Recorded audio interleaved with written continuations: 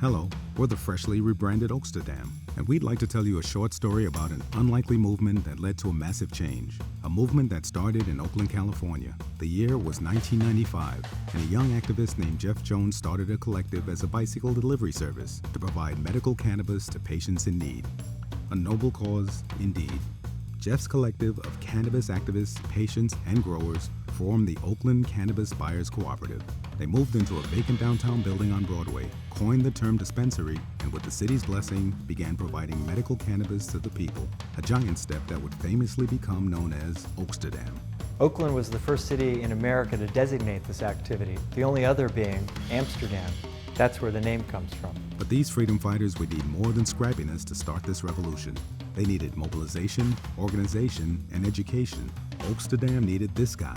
Meet Richard Lee, a Texan with a vision. He not only grew for the OCBC to reduce the cost for patients, he eventually oversaw the expansion of the Oaksterdam community with Amsterdam-style cafe dispensaries, consumption lounges, and shops. So now, with momentum on their side, Richard and Jeff were in a position to incite real changes to the local laws. From decriminalization and taxation, all the way to regulation and jobs, Oakland was revitalizing.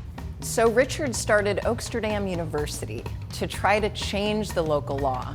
And with the promise of teaching you horticulture, he first wanted to teach you politics, history, and advocacy so that you could help him change the law. And a school was born. We needed to be taken seriously. We were the first school of our kind. Oaksterdam soon put their money where their mouth was and launched the Prop 19 campaign, the first statewide voter initiative effort to fully legalize cannabis for adult use, and the world took notice. Just before the 2010 election, Prop 19 was poised to win until the October surprise. While the proposition ultimately did not pass, Oaksterdam University had changed California law and become the cultural epicenter for the international cannabis reform movement. And with that came, complications. It was a full-on invasion in the early morning hours. The IRS, the DEA, federal marshals. We had the ATF breaking down our doors, taking everything, our files, our computers, everything we needed to teach.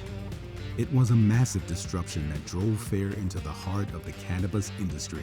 But Oaksterdam stood strong as a beacon of hope. They cleaned up the mess, dusted themselves off, and 2 days later, Oaksterdam started classes once again. No charges were ever brought against the founders.